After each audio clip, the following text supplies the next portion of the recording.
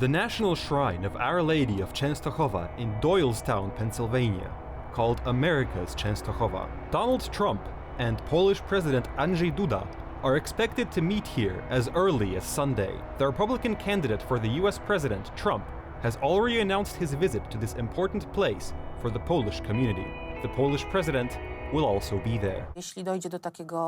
If it comes to the acceptance of President Trump's invitation, and there is such a meeting, then of course there will be a conversation, and the agenda will be the same topic that accompanies the UN, that is, security issues, issues of strengthening Poland's position here. Strengthened by our shared cultural values. When Donald Trump was president of the United States, he was very interested in Poland. He bet on strengthening the eastern flank, and met with President Andrzej Duda many times. His visit to Poland and speech at Krasiński Square in Warsaw has already gone down in history. Donald Trump spoke beautifully about Poland and Poles. Historia Polski to historia ludzi, którzy nigdy nie utracili nadziei, których nie dało się złamać.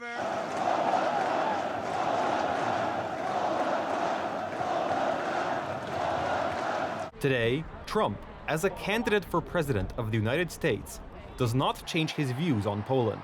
He is still very interested in Polish affairs, including the security of our country and our region. Nearly 10 million Americans claim Polish ancestry.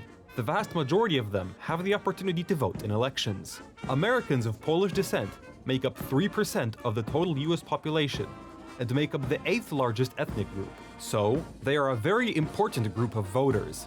Those already born overseas and those who immigrated in the 1980s and 1990s.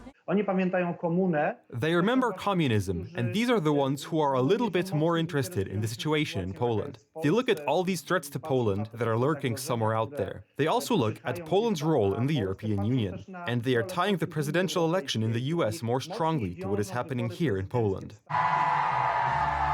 Kamala Harris is also well aware of this. The Democratic candidate has already spoken about Poland and the Polish community living in Pennsylvania in the presidential debate. Putin would be sitting in Kyiv with his eyes on the rest of Europe, starting with Poland. And why don't you tell the 800,000 Polish Americans right here in Pennsylvania how quickly you would give up for the sake of favor and what you think is a friendship with what is known to be a dictator who would eat you for lunch. The Polish people's votes in the US are important and, as in the rest of America, divided. I think it's the truth. If Putin gets a hold of Ukraine, and it's okay, he's going for. I know if Trump gets in, we wouldn't have a war. I like his. The campaign is gaining momentum. During a meeting with Philadelphia voters, Kamala Harris discussed abortion, women's rights, and minorities. At a rally in the state of Michigan, Donald Trump spoke about the economy and security, also in a personal context. Dangerous business, however, being president. It's a little bit dangerous. It's, they think race car driving is dangerous. No. They think bull riding, that's pretty scary, right? No. Take a look at what happened.